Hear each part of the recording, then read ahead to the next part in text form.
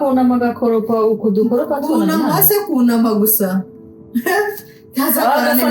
agashira kuziko agacumba gakoropa koza amasahani Sofia garamye mu ntebe enga kanyagwa nkauka nakano gafanta kararyoshe gukora kabona guteze pahinga bazaga pahinga data ibi ni biki wazanye pahinga sisi nakanywaje wabikuye aka nagiye gusura kwa Melissa bashira ku meza ari byinshi gutya ndavuga ndakangaka reka nkabike ngashire Sofia wanje nama ngakubita ikode ndavuga ati reka ngashire Sofia nawe azumve nawe ndabizi ko uwe kuzutaranywa nimba ari fanta nimba ari ji kwanuka nka Melissa cyangwa arakanyanga yafa Melissa yagiye mu icupa bitagana bari buzuhumura gutya tuzumva twumviho yabayenga sarire karanuka nka Melissa nyine ariko none ndomewe nimbuga ashobora twekatunaniye ko nariko numva karura isi perfume yanje ninde wayizanye hano perfume niki parfum ninde wayizanye hano ko nayishatse mu nzu najaragase inzu yose nayibuze Isakwine yarayibonye ngo kumeza iwanyu wagira ngo ni ji yashira mu kotarayiza akora muturage wawe nzomubonera Sophie ntukazasubire kugira ayanjye nabuze icyo mvuga wabuze icyo uvuga gako ndabibona ko amagambo yashize vuga pe naye ndakundi no kwihangana muri Amerika ntukumirwa kandi mukecu ndakundiga ngo ini Amerika ariko ntukugira gutya nyine twaromewe rwose Amerika izamanura ijuru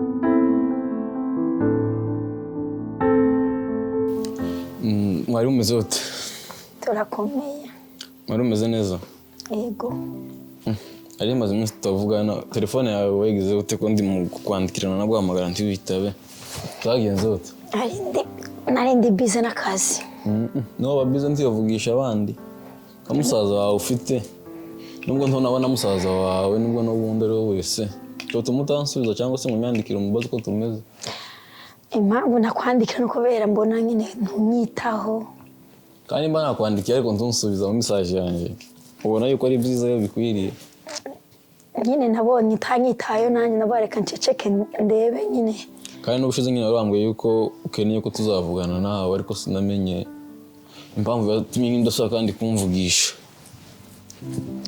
none Dema yari he ko nari nshaka kuvugana namwe mwembi Dema yawe ntahari ariko nimbukeneye ko twavugana turi kumwe twese uzoba byiza ariko nubwo nabingezaho nta kibazo nje nomenye uburyo nabimugezaho nyine kamugeza cyo cyifuzo cyawe nyine ukeneye ko tuganira nyine turi kumwe twese sinibaza yuko umubwira nari mbashaka mwembi kubera inzambi kubwira bigashiriraho nyine wicaye ndogeye ikibazo hariho bimwe by'ingenzi mba ngomba kumubwira nyine mu gihe babimbwiye n'ibindi nyine ntaba ngomba kumubwira urabizi ibintu uzabavukanye hariho bimwe tugomba kubwira abantu n'ibindi tugomba kubabwira none se wegeye nakubwira ikibazo cyaje cyo kwibana kuki ubana na murumuna w'umugore wawe ariko ngiye ugashaka nibane warabimbwiye ariko mu kubimbwira kwawe nari nkambitekerezaho ariko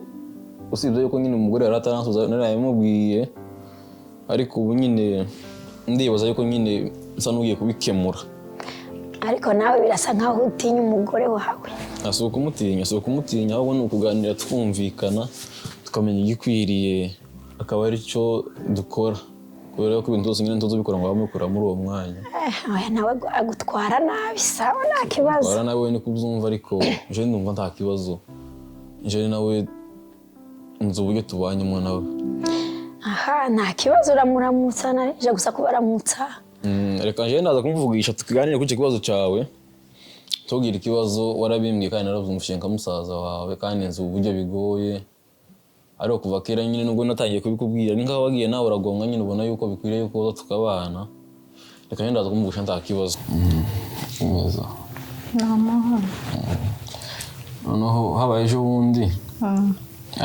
mushiki wanje arambwira kuri telefone arabakeneye ko tuganira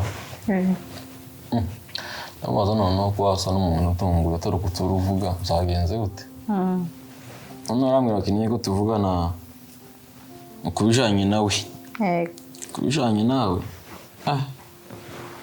mbona arasa nyine n'umuntu nkanze cyane ariko ambwira yuko afite ikibazo cyo kwibana ambwira amagambo menshi agera aho ngaho ararira nyine ambwira yuko akeneye ko tubana habaye ikibazo nyine ntiyambwiye ikibazo gusa nyine yarambwiye ngo bimushe nyine yuko ari ngombwa ko twobana ndavuga ati nta kibazo reka nje ngene nzavugane n'umugore nindangiza tuzaguhamagara tugusubize tukubwire uko bimeze gusa ko tubana nta kindi kibazo nyine gusa nta kindi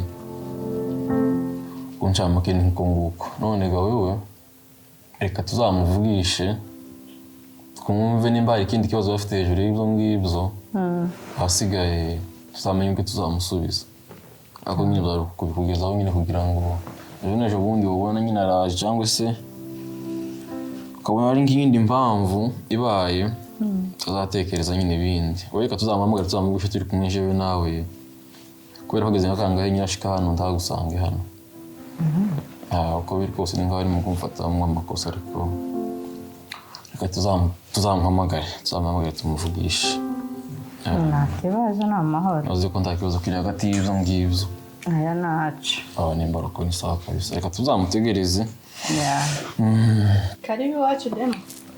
Ego. Mko na nyumba ya bien. Thank you. Lakini ni mbali, ni kuri. Ni mbali? Iko hata mbali hapo. Musi ndabanda basanzeho mwembi. Ego turahari. Basanze ahari. No munsi yakoze. Unapendeza. Merci. Nawe no ukora rero. Akina wako bien. Bosha ni nipa sana bikwaye. Anaanza kula ni mama. Nishane nipa sana. Nyama. Anaanza kula tu nyama. Ilikuwa wako bien. Natari. Murugo na amahoro. Abana ameze neza. Yego. Ni sawa yuko mukomeye. Ndema yawe usanze ahari. Tewe uno munsi yakoze ngaho wari weretswe. Uko washika duhamagara. Sasa mtakia kaka yake paka aweka appointment. Nako atashimye. Kugira gusa nyine menye ko duhari. Nakubera nziko muri weekend. Muri weekend abantu benshi bakora. Muri weekend abantu benshi tuzakora. Na kila siku anafikaga hapa na tunakutana niko hivyo. Hari izindi gahunda bagiye. Abazi yuko azansanga buri gihe. Kandi si ngombwa duhamagara. Mudu kuyaka mpaka witete ku telefone. Hamagara nyine gusa kugira mumenye ko bahari nta birenze. Erega naga surprise karakeni. Ni mukene surprise. Kafashe. Kuwa sanze odi mawe ni sawa. Hata tuzamwambia tuko maana hakuna shida. Wajua niko nishaongea naye si nikwambia. Niambia sasa mimi ndaanza kusema wewe unafaa mwambie. Mimi nimwambiaga mimi lakini tutasema kwa juu tuko maana naye. Na tuongelesha ako yeye na kwa ragani twasana wabirangije. Niye tena ndo niongee tena. Wambwiye gukwanje none nanyiga mushitsa makuru bya. Nako yambwiye nyine impamvu. Ako namubwiye yuko tuzaguhamagara wewe. None ko tutaguhamagaye ukaba waje wenyine ndoteza kuba bien. Tunaongea tuko kwa mwasi wote. Okay. Nilikalaka nikaona kuriha mabire wenyine kandi ufite umuntu muvukana. Reba no questing cyambere amafaranga kandi dufite umuryango muri Afrika tugomba gufasha. So mu shita y'icumviro cyo kuvuga yuko dushaka kubana twese tugafashanya kuriha mabire. Nje ibyo ngibyo nilibiwaza ariko lakini nilikuwa na swali moyo. Urabizi kuva mbere bari ngombwa nyine ko twobana kuko nyine wari ubivuze ariko ntitwabana. Lakini kwa hivi ejo bundi umaze kubimbwira ndoni ndibaza kuba watekereje kuvuga ngo mbwire bino vyatewe n'iki? Pateza kuko tatizo wala tulibiwaza kivyako kama tu niambie. Sasa nyine mbitekerezaho cyane. Nubwo atako niambie nimba ari ukubitekereza nyine bisanzwe wala kama uko tatizo mbwire nyine nsigure nyine neza. Sorry. Haiko tatizo. Niko naangalia ingine watu mafamilia biko wanakuya wanaishi pamoja wana save money. So na unakutana tuko na familia kubwa mu Afrika. Sasa mimi niko nalipa nyumba kule ya 1000 na wewe hapo nalipa almost 2000. Sasa nikaona kwa nini tusiishi pamoja tusaidiane kulipa mabile ndio tu save pesa tusaidie na wazazi Afrika. Bizaye byiza gutekereza nguko lakini gutokuyuba lakini ibyo kuba warabitekereje kuva mbere baba zaragenze neza kandi nyine ntubo ukafata gufaranga ariko nyine kwa Julie waza hivyo mimi naona hakuna shida ninaongea naye naongea shamba yako anaambia hamna tatizo nako nawe uvuga wengine ntakibazo karimvira kuri nje nta kibazo kirimo gusa urabizi nawe umuntu kubana na muramukazi w'umuntu biza nje kuri nje kubana nawe nta kibazo birimo gusa wenda ingaruka zazo nyuma yo kubana nawe wenda bishobora kuzananira kwihanganira kubera ko baramukazi w'umuntu naho urabizi twigeze kubanaho urabizi. So nimba wumva waraje warikosoye uri umwana mwiza na mahoro pe urisanga ni mu rugo.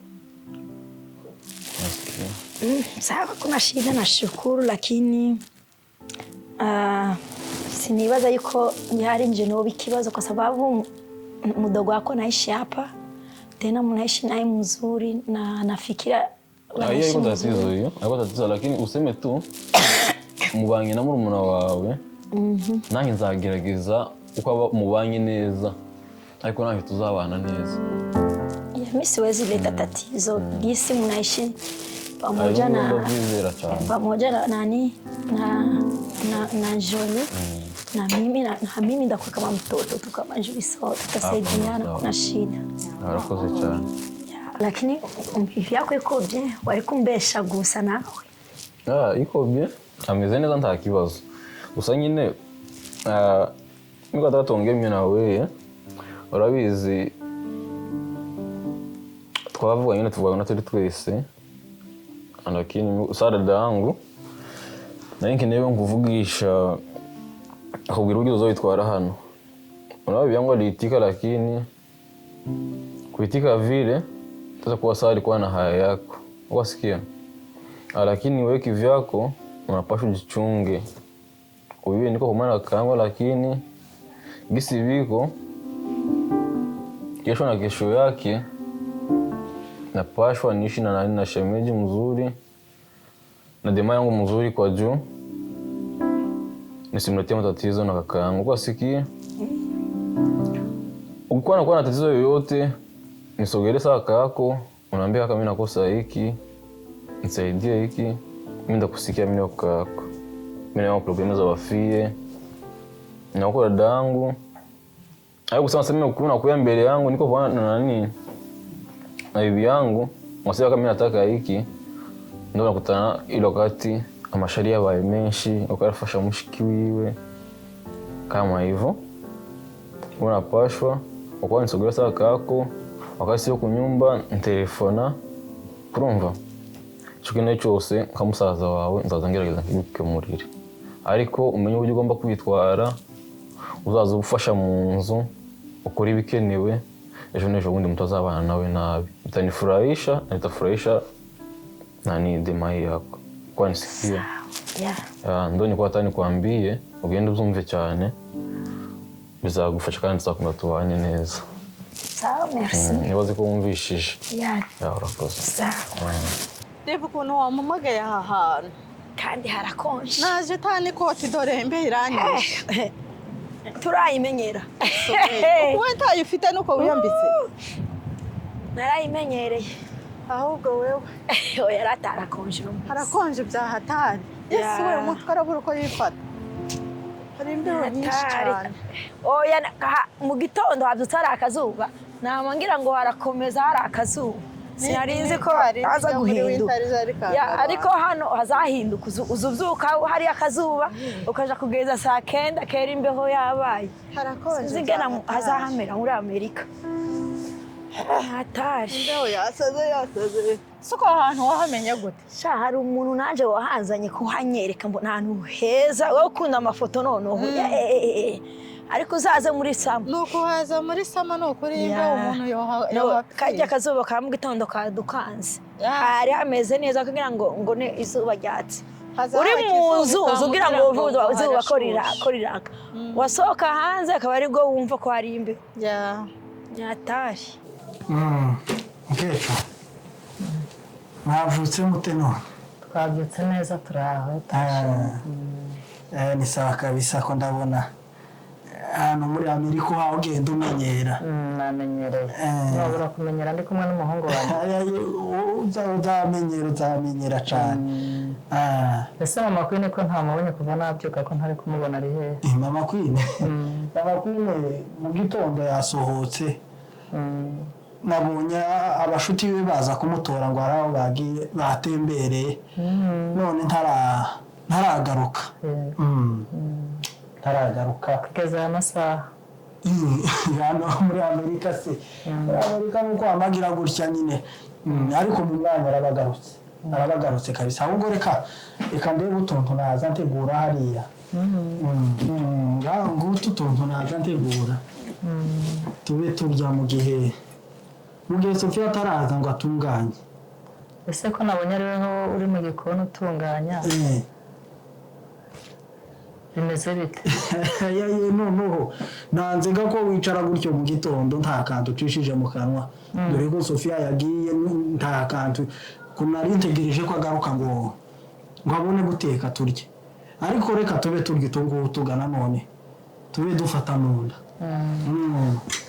urakoze cyane ariko ndacyafite twinshi two kukubaza twinshi gatwo ntitwobura twobura gute ese ubu ibyo bambwiye ntiwasanga ari byo ibinyabaki mukecuru ibinyabaki mama Queen agenda mu gitondo atagiye mu kazi atagiye hehe akageza aya masaha ataragera mu rugo aya ni yamaga ahangaha muri uyu muhanda bagira amagambo n'uyishi oya ntabwo ari amagambo nanjye ndi kubibona mukecuru uracana mushasha ahangaha ntukaza wita ku magambo y'abantu mama Queen ni irya mbere kuragira ngo arundi munsi yari yageze amasaha oya irya mbere ntabwo ari kubikoza ibi bintu rwose utarigeze ubinkorera nk'umwana wanjye uracana umushitsi sinoreka ngo aya masaha agira aya masaha utaracira akantu mu nda niyo mpamvu mbikoze oya ndaje nzareba nicyo cyanze uzareba bitangiye se simbibonye abyuka mu gitondo agenda akajyana amagambo yandi ntukaze uyitaho mukecuru abahangaha bazabavuga byinshi bazakubwira ibintu ariko mwana wanjye ngo amagambo baravuga nubwo bavuga ariko bavuga kariho bajya bavuga kariho ndakubwiye ngo niwita ku magambo y'abanyamuhana ahangaha ntacu uzafata ubu se nk'ubu yagenda mukajyana sibyo byari kuba byiza tukagusigira nde hari ikibazo se ndi mu nzu se noneho jewe turi mu kumva ibintu hano bari mu kuvuga hanze ngo tarampo noneho ibi bya tarampo bari ayo makuru ari mu guca hano hanze uragira ngo ndiyante y'ubwoba nuruhasohoka baze kunsubizayo ubu umuntu wicaye aho ngaho utagisohoka utagira gusa ndakubwiye ngo no gufungura umuryango hariya aho niho umugore yagufatiye amfata gute mukecuru akubwira w'igikoni nawe wagasohoka akabona uko atembera uyu noneho umugore ubuzima iyo yagiye aba ari hehe mbanzi ko yagiye mu masengesho Sofia se uku nguku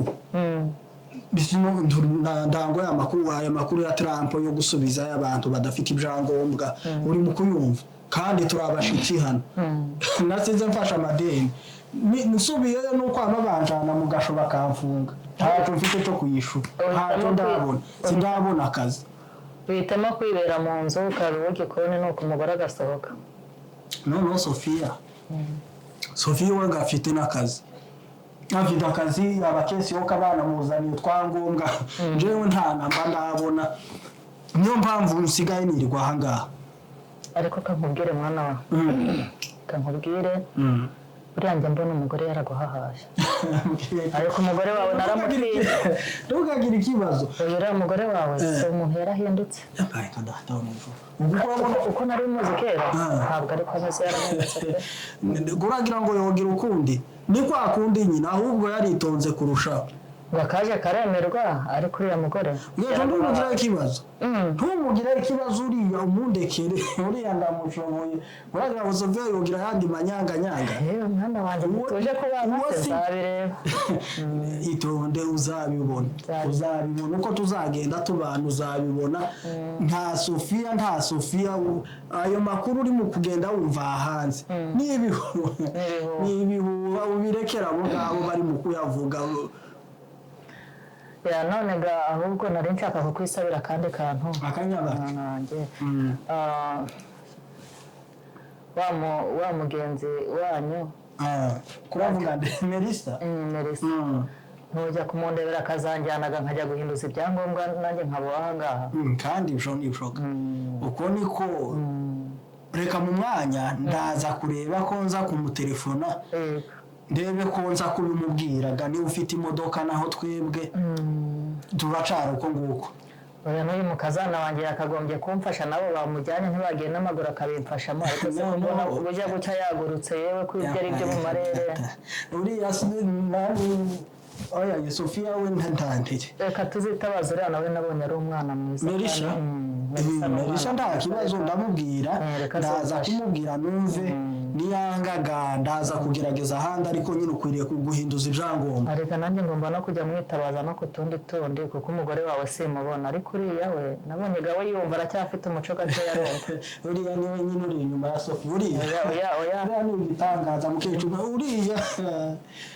akoya Melissa we uriya zojya mfasha uriya mu gihe kazanaga ntamubonye ko ndabona se ko atanyikoza sugura abona tuzoshobokana mu nzu ibyangombwa ukwiriye kubihinduza uko byogenda kose nawe ugajewe igihe niteguye gusubirayo ariko rero ngo irya mukuru riratinda ariko ntirihera uyu mwana w'umukobwa yaranshishe sinzi nawe tuzashobokana ntugire ikibazo cy'umukazana muzabana neza ndakubwiye Sophia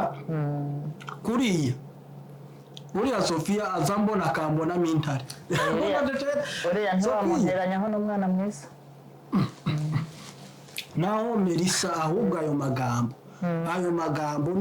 mpankumvana ngo narahahajwe n'umugore ubwo ni Melissa agira akanwa kasamye rimwe Melissa n'umwana mwiza umwana mwiza urebye nta kintu arambwira cyane ahubwo nanjye maze kujya nirebera mukecuru nimba ugiye kuzawumva amagambo ya oya nta magambo Melissa araduteranya urugo nakubwiye ngo rurabamo amagambo aha hanze bama batwota gutya sindanaganira nawe Melissa ntabwo ndaganira n'umunyamaga uriya uyu ni umwana mwiza aracyafite umuco ariko ntiwamubonye umuco Melissa aracyafite umuco ntaco mvuze iyo uza kubimenyaga akaba ariwe washatse ntujye ariko satani Melissa iyo nshaka Melissa ndakubwiye ngo ubu nyine sinzi mba ndi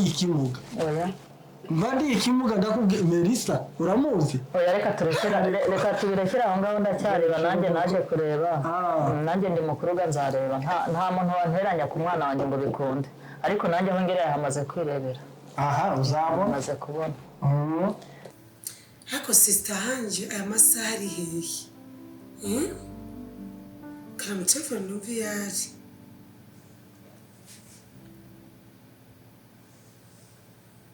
telefone ibona no kuri kwiranyuramo ariko icyo ko namubwiye ko tugira abashyitsi uyu munsi akaba ataraza ariye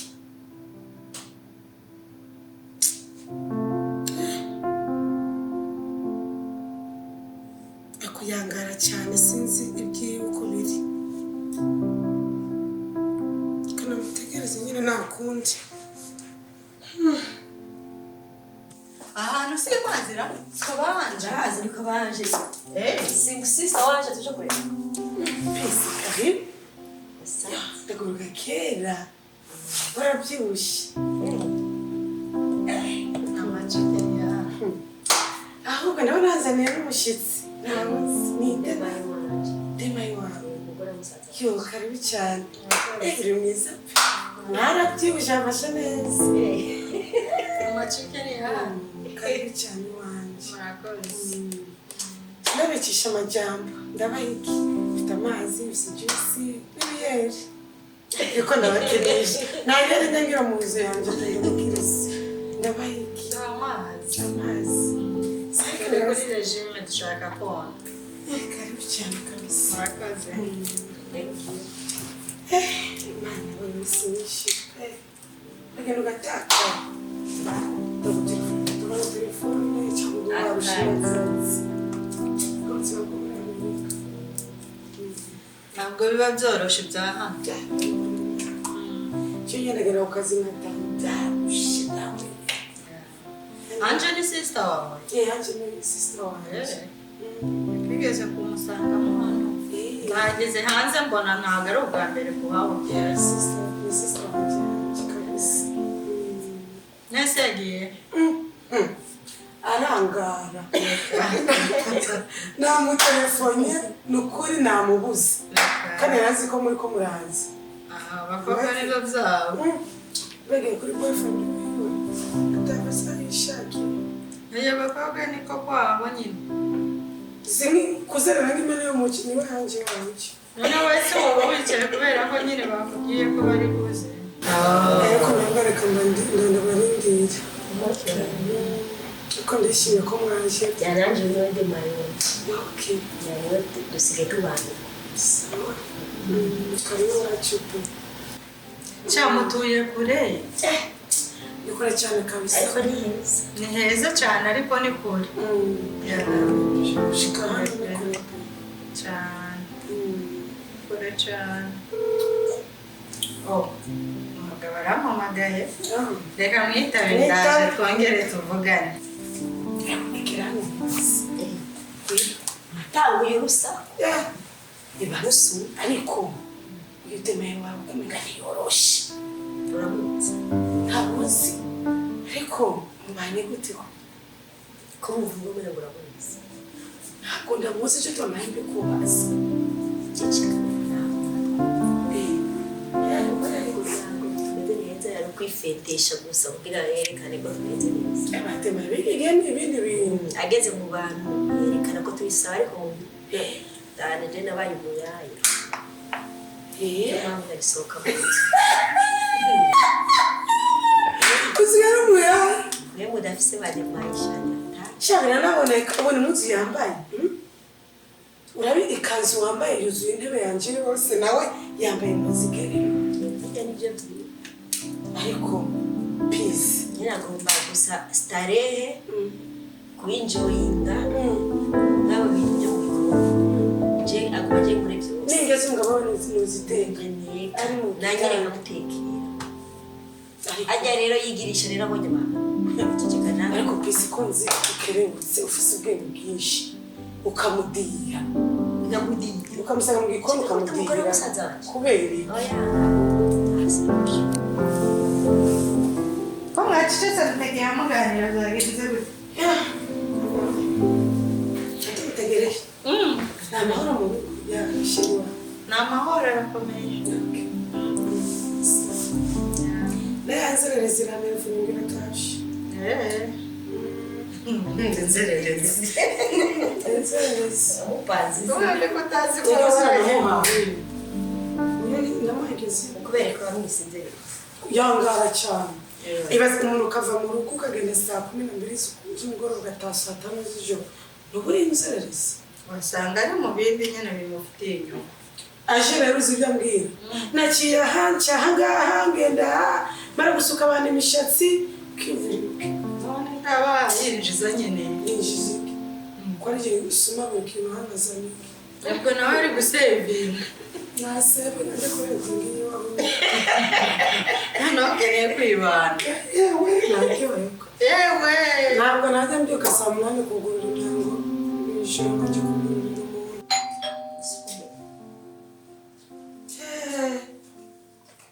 Yamene yamukira tarashi.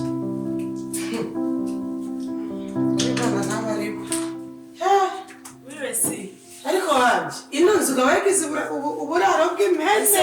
Isi yose n'ugutongana. Uburaro bw'ingurube. Ntabwo banza munansuzuma z'amakuru. Ndagusuza mu rugendo uzamana gutelefone inshuro zingahe. Sinzi ngo kugira gute polisi muri uyu mugo. Se wowe isi yose. Nuvuga umutongana gusa. Ariko hanje sinabwo nakubwiye ko dufite abashitsi munsi karibu wacu.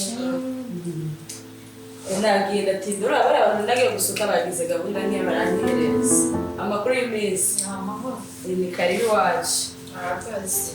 Jose yambwiye ko muri budusure. Ariko nyine ndagize abantu benshi ngende njya gusuka barangereza. Ubwo se ko dukora tabazimaniye. Kwamwe amazi niyo twari dukeneye. Ni karibu wacu. Murakoze. Wakoreye ngahe wagiye? Ari he ntayo. Ndikukubwira ngo banyice gahunda nagiye ndamurindira amasaha 3 ngarutse uko nta kintu amana. Urajya mabuye muri iri joro. Ntabwo atetse. Nekiki. Usize usoma. No ntabwo ujya ukora ku bintu ryoza uhora usoma iminsi yose. Ariko hanje icyumweru geze nagiye ndasuma ariko gusuka imishatsi nakintu nakimwe ruzare muri ino nzu n'imishatsi buri gihe. Okay, ujya uzana gusuka yawe hasi nawe umemberere. Ibyo ntabwo gusuka ubintu uteke. Utahera gusuka imishatsi ndakubare kandi utagiye unyumviriza. Nzakurukana muri ino nzu. Se wo ntabwo ariko n'abashitsi bataye wajya umenya ko ari n'abantu b'abashitsi. Uza masaba kurindiye hano bamasaba shikiye hano. Ikigezi si uko mbasanze hari ikibazo. Ujya ubanzure ko ibyo twari kubiganira abashitsi bagiye sinabwo ntabwo turabana. Tubireke kuganira nyuma. Yabireke. Sanesi. Karibu kweli. Nari iminsi myinshi ntabwo namuherutse. Wanjye kugushima cyane menshi. Genda hariya mu gikoni nagataguye amatako n'ibibuno by'inkoko. Ako Joyce ubaye kutamaki. Amatako y'inkoko n'ibibuno byayo ntabwo uri kubyumva. Amatako rero ni amaki. Y'inkoko. Amatako y'inkoko. Nabibiri n'ibibuno byayo. Cyangwa kuvuga chicken. Ndashonje numva inzarira bishaka ko. Noneho wiriwe muhiramo n'igihe byo guteka wiriwe hano nawe tureke. Wabuze gutekera abashitsi. Turarara inzara. Nta kibazo. Yewe nagiye nariye niwe uri imenye. Ndanywa amazi nagiye amaburaci. Okay. Byuka n'iryamye nta kibazo. Shakuje nabi. Se wowe iminsi yose anje wowe ntabwo wajya guteka. Ubwo bambwire nde? Ubikore ndi umwana wawe njyewe. Ariko je mukuru wawe ko ari ndamira mu gikoni. Ariko uba mukuru wanjye bivuze iki? Waba mukuru wanjye tujye twumvikana. Niba natetse mu gitondo uteke nimugoroba. Ndakubwira urajya ni shift nta kibazo. Urajya mu bintu no jo. Si wowe cyane njyewe mvuye gukora. Ngaho reka twebwe tubasige. Burije reka dutahe dusanga namwe n'imubikabye. Oya burije amasaha yawe. Cyane si wowe ntabwo umenya ko abashitsi bari bo bitonde kwicara. Ntacyo mwakoze kubisura pe. Joyce niko yabaye ntabwo ajya yihangana hari. Ndakwiyanze. Ibyo wihibanga ibyo tukavuga abashitsi batari ibyo kuvuga abashitsi. Cyangwa ya Mwihangana. nta kibazo muramuke. Namwe mwabyibonye amasaha y'itahe. Joyce ubona ngo ariko abantu babashitsi basi batahe ubone kuvuga nabi. Nta munsi na rimwe guhera ku wa mbere ku wa kabiri ku wa gatatu ukageza ku cyumweru kuvuga nabi. Kuracicaye hano. Ndajya he na hantu ndi uri mukuru wanjye ndakuba urabizi. Ariko nawe none uje ubona abashitsi baraha ushiremo uvuge neza basi hari ukuntu ibishijisha ukavuga nabi. Reka kundakaza haguruka uvera. Duguje kuryama. Sewe na munsi nabona umwayo mazi yawe enda Yamenda yawe. amezi mazi yawe. Anje agira ubwenge no mukobwa ariko. Antera amazi jewe mukuru wiwe muri inozo. Ari gutaha akizira amasashi ishakiye guteka nateka nakina kora muri ino nzu n'imishatsi nimba njya kubona boyfriend biwe ntabwo ndi kubitahura. kana gasuzuguro kabisa inzira yivamo aratajya kuba yirwa gusuka imishatsi. Next. Hi. Mwaramutse. Hello. How are you? Neza. Murakomeye. Ari mvuze ngo murakomeye. I don't understand your language. I don't speak language. How can I help you? I'm like that. No English here. No English. No English. So am I gonna understand you? I'm like that. Nari mvuze ngo mumpa akazi naje gushaka. Sir, I don't understand you. Do you speak English? I'm like that. Akuya ko kandi. Yeah, we job. Oh, you're looking for a job? Job on your okay. Can I say now? What kind of job are you looking for?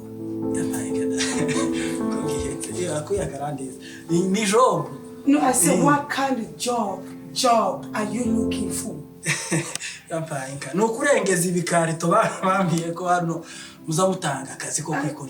really don't understand you, sir. I'm sorry. I can't help you. Do you have anybody who's gonna help you to translate? Did you came here with somebody? Naje gusaba akazi. Ni job. This is crazy. Do you come here with somebody to help you translate?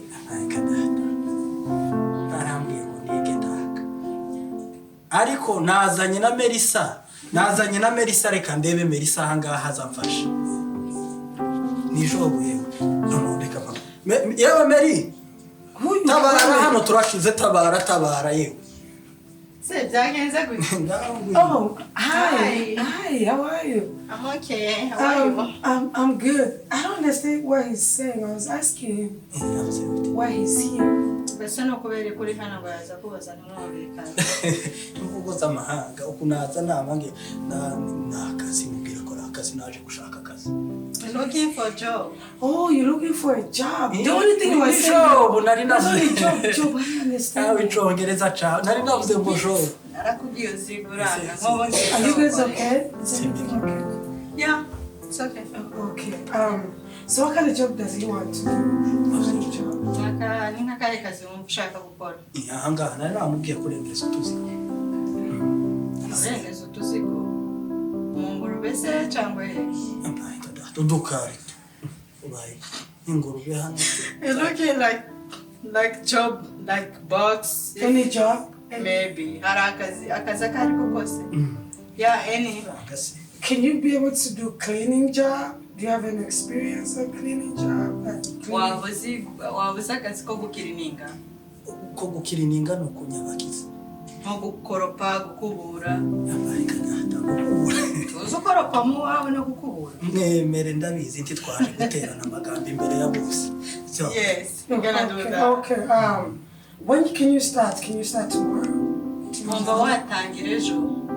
N'uyu munsi notangira. Even today. Oh, today is too late. We're closing very soon, but you can come back tomorrow morning. Uyu munsi burije barugara mu wundi mwanya ngo wazaze ejo mugitondo. Yes. Nta kibazo ndabshukira hanga. You got hired. You have your job. You're gonna come tomorrow morning. Alright, I'll see you tomorrow morning, sir. Ejo mu gatondo uzabona ni. Anyemera akazi se. Yakwemereye. Kora hano mwana wa. Ntabwo bazabahoberana hano. Babarira ukacwa. Ntabyo narinze se. Usaba imbabazi. Babarira ukacwa. Isuri. It's okay. Nakubwiye uzigurana ni. Ekubona? Ese ngiye kubahanga. Nase no muri company zaza kukuvuga. Hello, I really don't understand what you guys are saying. I'm sorry. I always tell him. I already tell him to go to school, but he don't want to go to school. That's why. Okay, it's okay. You learn English in America. We do. Job gusa nje ko ndumva nkeneye gukora job. What does he say? He needed just a job. Oh, okay. I will see you tomorrow morning. Okay, muzabona nejo mu gatondo. Urakoze mukobwa wacu. All right. Thank you so much. Yes. God bless you.